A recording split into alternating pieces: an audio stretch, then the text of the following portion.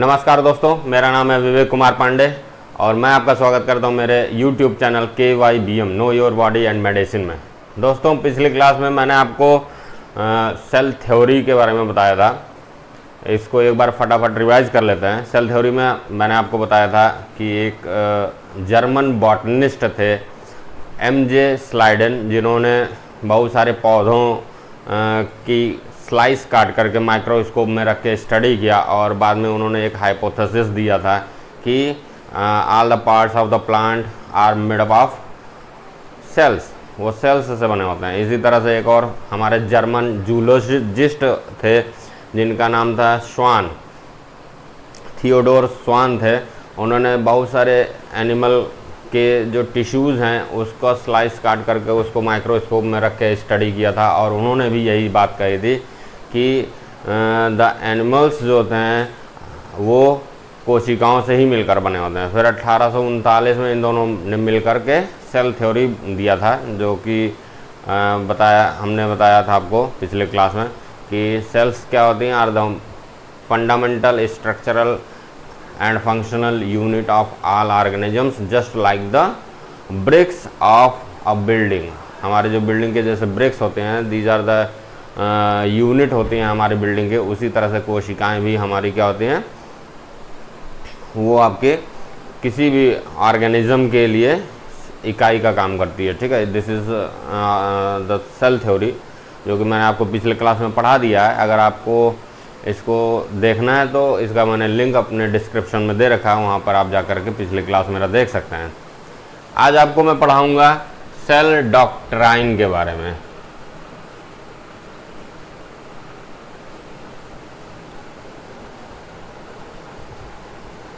Cell doctrine, या इसी को हम क्या कहते हैं, modern form of cell theory.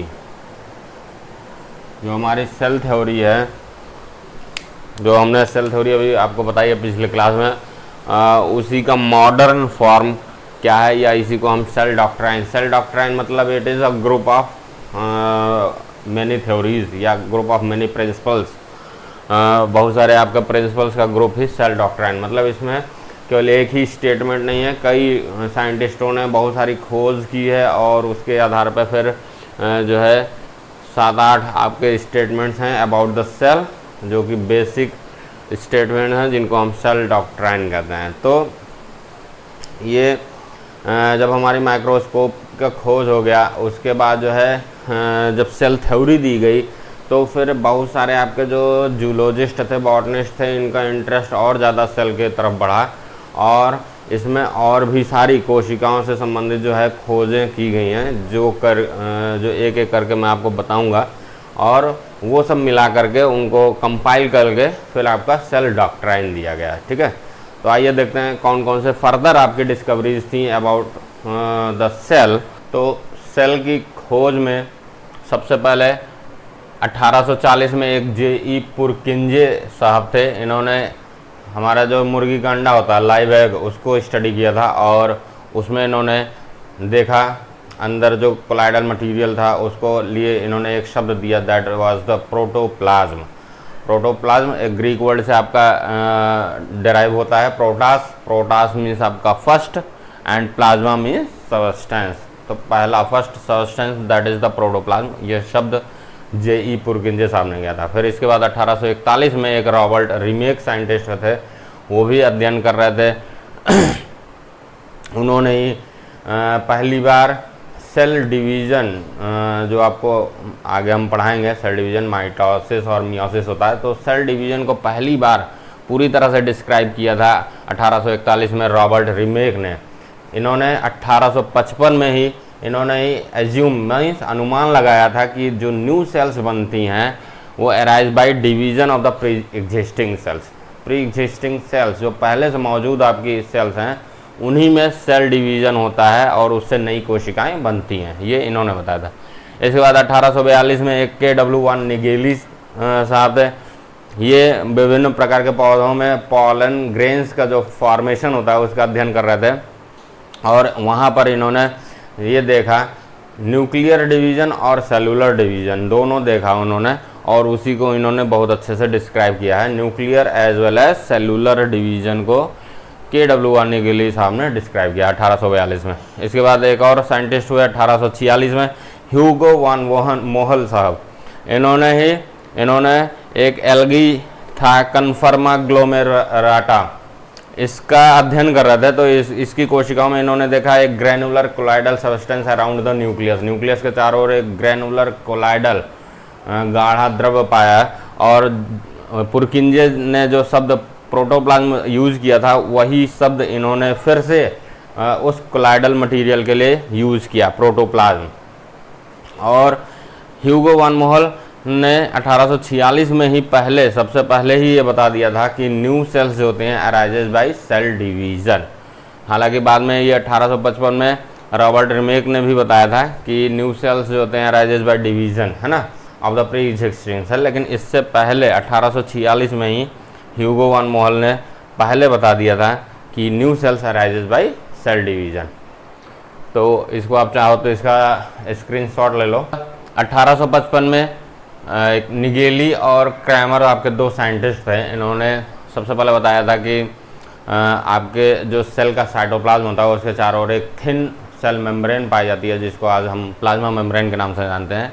ये presumed the presence of extremely thin cell membrane around the cytoplasm of the cell, जो कि 1899 में एक और साइंटिस्ट थे ई ओवरटन, इन्होंने ही इसकी प्रेजेंस को कंफर्म कर दिया था कि हाँ, हर सेल के चारों ओर एक सेल मेम्ब्रेन पाई जाती है। ठीक है, इसके बाद अगले साइंटिस्ट हमारे हैं 1858 एक साइंटिस्ट हुए रुडोल्फ सी वर्काउ साहब हुए। इन्होंने दो प्रपोजिशंस दिए थे, दो आपके सूक्तियाँ दी थी। पहला इन्होंने बहुत इम्पॉर्टेंट दिया था, ये बहुत पूछा जाता है आपका, ऑमनिस सेलुला ई सेलुला। ये सेंटेंस रुडोल्फ सी वर्काउ साहब ने दिया था। इसका मतलब ये होता है कि ऑल द सेल्स जो होते हैं arises from pre existing sales, पहले से मौजूद जितनी भी कोशिकाएं होती हैं उन्हीं में जब सेल डिवीज़न होता है तभी आपकी नई कोशिकाएं बनती हैं। इसका मतलब ये हुआ कि जो आपका सेल डिवीज़न होता है या जो सेल ग्रोथ होता है, यही हमारा जो ऑर्गेनिक एवोल्यूशन आप पढ़ेंगे, जो विकास का क्रम है, जिसमें कहा जाता है सबसे पहले पाइसेज आए, है ना, यानी फिश आए, फिश से एम्फीबियंस, एम्फीबियंस से फिर रेप्टाइल, बर्ड, देन मैमल्स आए। या इनवर्टिब्रेट्स में आपके देखेंगे या पहले आपके प्रोटिस्टा मोनरा आए, देन प्रोटिस्टा आए, फिर आपके जो है प्लांटी, एनिमलिया एंड फंजाई, ये सब डेवलप हुए। तो इससे ये पता चलता है ओमनी सेलुला ई सेलुला से कि जब कोशिकाओं के सेल डिवीज़न से ही नई कोशिकाएं बनती हैं। इसका मतलब अगर हम देखें तो हमारी अर्थ पर सबसे पहला जो हमारा पूर्वज, पहला जो जीव बना होगा, वही उसी में सारे मॉडिफिकेशन हुए हैं और मॉडिफिकेशन हो करके उनकी इतनी ब्रांचिंग हो गई कि इतने सारे स्पीसीज़ बन गए। यानी हम आज धरती पर जितने भी जीव जंतु देखते हैं या पौधे देखते हैं, उन सब का एंसेस्टर यानी पूर्वज अगर देखा जाए तो वो एक ही होगा, जिसमें उद्विकास के क्रम में बहुत सारे चेंजेस हुए और वो हो करके अलग अलग तरह के जो है एनिमल और प्लांट्स में कन्वर्ट होता चले गए। तो इसका यही मतलब है, इसीलिए इसको बाद में रिकॉग्नाइज किया गया लॉ ऑफ लीनिएज के नाम से, ऑमनी सेलुला ई सेलुला को। ठीक है, दूसरा प्रोपोजिशन जो रुडोल्फ सी वर्काउ ने दिया था वो था that is the disease is a pathological condition of the cell. Disease होती है उसके, वो भी आपका सेल्स का ही एक पैथोलॉजिकल कंडीशन होती है। मीन्स सेल्स क्या होती हैं, are the seat of the disease. जो बीमारी होती है वो क्या होते हैं, वो अगर एक सेलुलर लेवल पर जाकर देखें तो आपके कोशिकाओं में ही बीमारी होती है, वही सीट एक तरह से उसको स्थान देती हैं बीमारी होने के लिए। ठीक है, और ये दोनों प्रोपोजिशंस जो है रुडोल्फ सी वर्काउ ने अपनी एक किताब थी उनकी सेलुलर पैथोलॉजी, उसमें उन्होंने पब्लिश किया था। एंड चूँकि इन्होंने पैथोलॉजी पे बहुत ज़्यादा अध्ययन किया था, इसलिए he is known as father of modern pathology. ठीक है, इनको फादर ऑफ मॉडर्न पैथोलॉजी कहा जाता है, रुडोल्फ सी वर्काउ को। ठीक है, तो इसको एक बार आप चाहें तो स्क्रीनशॉट ले लीजिए। इसके बाद आपका 1861 में मैक्स शुल्ज एक साइंटिस्ट थे, उन्होंने सबसे पहले न्यूक्लिएटेड प्रोटोप्लाज्म कहा सेल को ये कहा कि ये it is a nucleated protoplasm. इन्होंने जो सेल का प्रोटोप्लाज्म था उसके वर्किंग के बारे में बताया और प्रोटोप्लाज्म को कहा कि it is the physical basis of life. ये हमारा मैक्स शुल्ज ने बताया था कि it is the physical basis of life.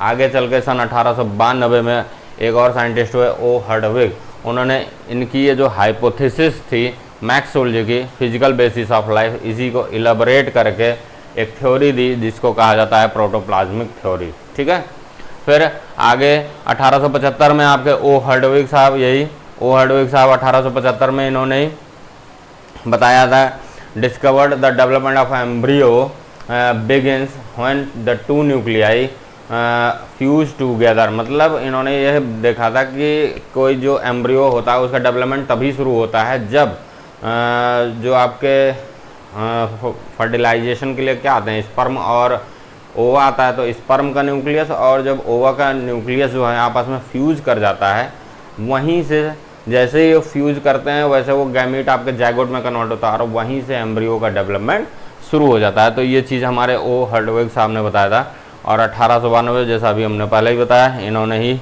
एक प्रोटोप्लाज्मिक थ्योरी दिया था जिसमें इन्होंने प्रोटोप्लाज्म के जो क्या रोल है, क्या काम करता है उसके बारे में बताया था।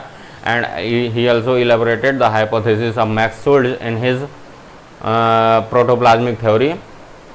वो आपका इनका हाइपोथेसिस था that is the protoplasm is the physical basis of life. इसके आगे आप देखेंगे 1882 में एक और साइंटिस्ट है फ्लेमिंग एंड वाल्टियर, एक वाल्टर फ्लेमिंग साहब थे ये, इन्होंने ही सबसे पहले टर्म माइटोसिस क्वाइंड किया था। ही क्वाइंड द टर्म माइटोसिस, जो सेल डिवीजन होता है वो माइटोटिक डिवीजन, वो माइटोसिस शब्द वाल्टर फ्लेमिंग ने सबसे पहले क्वाइंड किया था। और ये फ्लेमिंग और वाल्टियर ने सन 1882 और 1888 में सेल डिवीज़न जो होता है उसमें बहुत ही अच्छे से जो क्रोमोसोम का आपका डिवीज़न होता है उसका बहुत ही अच्छे से इन्होंने ऑब्जर्वेशन किया था और उसको डिस्क्राइब भी किया था। इन्होंने ऑब्जर्व भी किया था। He describe the precise partitioning of the genetic material or the chromosome during the cell division. ठीक है, तो सेल थ्योरी देने के बाद इतने सारे साइंटिस्टों ने सेल के ऊपर रिसर्च करके विभिन्न चीज़ों की खोज की, उसके कुछ स्ट्रक्चर्स के बारे में बताया, कुछ उसके फंक्शंस के बारे में बताया, किसी ने सेल डिवीज़न के बारे में बताया। तो बाद में चल करके फिर जो सेल थ्योरी है इन साइंटिस्टों की खोज के आधार पर उस सेल थ्योरी को और एलेबोरेट किया गया जिसको आज हम सेल डॉक्ट्राइन कहते हैं या modern form of cell theory कहते हैं। तो अब आगे मैं आपको modern form of cell theory या सेल डॉक्ट्राइन के बारे में बताऊंगा। तो सेल डॉक्ट्राइन में हमारे क्या पॉइंट्स दिए गए हैं। सबसे पहला है सेल डॉक्ट्राइन, जैसे सेल थ्योरी था वैसे ही सेल डॉक्ट्राइन में पहला पॉइंट ये दिया गया है कि cells are the smallest unit of life capable of free existence as living being, matter less organised than a cell can't have life. मतलब अगर सेल से छोटा मैटर कोई है, सेल से अगर कोई छोटी इकाई है तो वो उस जिंदा नहीं रह सकती है। दूसरा पॉइंट ये दिया गया है सेल डॉक्ट्राइन में कि cells are the basic structural and functional unit of the body organisation in an organism and also the unit of disease, heredity and continuity of life. ये आपके सेल थ्योरी में केवल यही बोला गया था कि सेल्स आर द फंडामेंटल या basic structural and functional unit of the cell, but यहाँ सेल डॉक्ट्राइन में इसको और थोड़ा इलेबोरेट किया गया कि it is also the unit of disease. ये बीमारी का भी एक इकाई है। हेरिडिटी जो आनुवंशिकता, यानी जो भी हमारे लक्षण एक जनरेशन से दूसरे जनरेशन में जाते हैं उसकी भी इकाई आपकी कोशिका ही होते हैं। एंड कंटिन्यूटी ऑफ लाइफ, और जो हमारे जीवन लगातार सतत परपिचुएशन ऑफ लाइफ है, लगातार जिंदा रहने की जो ये श्रृंखला चली आ रही है, इंसान बनते जा रहे हैं, वो उसकी भी इकाई आपकी सेल ही होती है। नेक्स्ट सेल डॉक्ट्राइन में यह कहा गया है कि the life of an organism is the outcome of a harmonious functioning of all constituent cells of its body by mutual interaction. जो भी किसी भी ऑर्गेनिज्म की जो लाइफ है, उसका जीवन है, वो क्यों है। हमारा जैसा हमारा शरीर है, हमारा शरीर जिंदा है, बोल रहा है, आपको पढ़ा रहे हैं, ये सब क्यों हो रहा है? क्योंकि इनका हमारी जो कोशिकाएं जिससे हमारा शरीर बना हुआ है, उनमें म्यूचुअल इंटरेक्शन के द्वारा और हार्मोनियस फंक्शनिंग के थ्रू ये सारी क्रियाकलाप होते हैं। ठीक है। नेक्स्ट पॉइंट सेल डॉक्ट्राइन में कहा गया है, cell never form de novo from non living matter. मतलब डी नोवो मतलब एक नई सेल जो बनती है वो किसी नॉन लिविंग मैटर से नहीं बनती है, बल्कि प्री एग्जिस्टिंग सेल से ही बनती है। New cells form only from pre existing cell and a continuity of their characteristic is maintained by their genetic material. और उनके जो कैरेक्टरिस्टिक्स होते हैं, लक्षण जो होते हैं, जो नई सेल बनती है उसमें जो लक्षण जाएंगे वो प्री एग्जिस्टिंग सेल के ही जैसे लक्षण होंगे। वो कैसे होता है? हेरिडिटरी मटेरियल, जो जेनेटिक मटेरियल यानी हमारा जो डीएनए है, वो एक कोशिका से दूसरी कोशिका में स्थानांतरित होता रहता है और सेम कैरेक्टरिस्टिक उसके उसमें विकसित होते रहते हैं। तो ये था सेल डॉक्ट्राइन। बाद में क्या हुआ? इसके बाद जो है इलेक्ट्रॉन माइक्रोस्कोप की जब खोज की गई और साथ साथ में कुछ मॉलिक्यूलर बायोलॉजी पे अध्ययन किया गया, तो इस सेल डॉक्ट्राइन को और ज़्यादा एक्सपेंड किया गया। तो ये तो 4 पॉइंट्स थे ही, इसके अलावा भी और इसमें एक्सपेंशन किया गया, वो आप देखते हैं। तो इलेक्ट्रॉन माइक्रोस्कोप के खोज होने के बाद आपका सेल डॉक्ट्राइन को और एक्सपेंशन मिला और इसमें और भी पॉइंट्स जोड़े गए। इसमें है जैसे all cells are similar in basic structure, molecular organisation and biochemical activities. तो जितनी भी आपकी कोशिकाएं हमारे बॉडी के या प्लांट्स एनिमल्स होती हैं, सभी कोशिकाएं जो होती हैं उनका बेसिक स्ट्रक्चर जो होता है वो सिमिलर होता है, उनका मॉलिक्यूलर ऑर्गेनाइजेशन भी लगभग सिमिलर होता है और उनका बायोकेमिकल जो एक्टिविटीज़ उनके अंदर होती हैं वो भी सभी बराबर समान रूप से होती हैं। नेक्स्ट इसमें था कि all eukaryotic cells possess common type of membrane bound intracellular organelles which provide a compartmentalized architecture of these cells। मतलब जितने भी आपकी यूकैरियोटिक सेल्स होते हैं उनके जो सेल ऑर्गेनेल्स होते हैं वो भी आपके मेम्ब्रेन बाउंड स्ट्रक्चर्स होते हैं, जो कि कोशिकाओं को एक कई छोटे छोटे कंपार्टमेंट्स में डिवाइड कर देते हैं। अगला पॉइंट है आपका सेल डॉक्ट्राइन का, the structural and functional organisation of cell membrane in all cells and of cell organelles in eukaryotic cell is basically similar. मतलब जो आपके सेल्स की जो सेल मेम्ब्रेन होती हैं और जो सेल ऑर्गेनेल्स की जो सेल मेम्ब्रेन होती हैं उनका सभी का ऑर्गेनाइजेशन यानी उनका स्ट्रक्चर और उनका फंक्शन, चाहे सेल ऑर्गेनेल की आपकी सेल मेम्ब्रेन हो या आपकी सेल की सेल मेम्ब्रेन हो या जिसको आप प्लाज्मा मेम्ब्रेन भी बोलते हैं, उनका स्ट्रक्चर और फंक्शन सिमिलर ही होता है। नेक्स्ट आपका है कि the cytoplasmic chemical pool is basically similar in all cells. जो साइटोप्लाज्म होता है, चाहे कहीं की भी कोशिका हो, चाहे एनिमल की हो, प्लांट हो, सभी का साइटोप्लाज्म जो होता है उसका जो स्ट्रक्चर होता है या केमिकल पूल कह सकते हैं, केमिकली वो साइटोप्लाज्म जो होता है वो सभी का सिमिलर ही होता है। नेक्स्ट फिर बताया गया कि द मेटाबॉलिक रिएक्शंस, जो जिसमें आपके दो तरह के हम आगे पढ़ाएंगे आपको, कैटाबॉलिक रिएक्शंस होती हैं, एनाबॉलिक रिएक्शंस होते हैं। कैटाबॉलिक रिएक्शंस में जब कॉम्प्लेक्स मॉलिक्यूल को तोड़ करके स्मॉलर मॉलिक्यूल्स बनते हैं और एनर्जी एटीपी का प्रोडक्शन होता है। एनाबॉलिक जो प्रोसेसेस होते हैं इसमें स्मॉलर मॉलिक्यूल्स को जोड़ करके कॉम्प्लेक्स मॉलिक्यूल्स बनाए जाते हैं, जैसा प्रोटीन्स हो गए, है ना, फैट हो गए। तो ये सभी रिएक्शंस जो होती हैं, जो भी मेटाबॉलिक रिएक्शंस कोशिकाओं में होती हैं, are similar in all cell. सभी कोशिकाओं में समान तरह से आपकी मेटाबॉलिक रिएक्शंस होती हैं, means catabolic as well as anabolic reactions समान रूप से होते हैं। अगला सेल डॉक्ट्राइन में बताया गया कि in all cells the nucleic acid which serve as genetic material for transmitting hereditary characteristic from parent to offspring is the DNA. Means सभी कोशिकाओं में जो हेरिडिटरी मटेरियल है, जो कि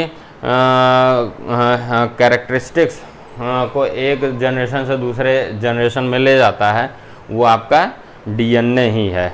लास्ट पॉइंट ये है कि synthesis of nucleic acid and proteins follow the same pattern in all cells. जितनी भी आपकी कोशिकाएं होती हैं उसमें जो प्रोटीन की सिंथेसिस होती है या न्यूक्लिक एसिड डीएनए आरएनए की सिंथेसिस होती है, वो सेम पैटर्न फॉलो करते हैं। तो this is all about the cell doctrine और modern form of cell theory. अगर आपको पसंद आया है मेरा वीडियो तो इसे लाइक कीजिए, सब्सक्राइब कीजिए और बेल आइकन ज़रूर दबाइए। नमस्कार, जय हिंद, जय भारत।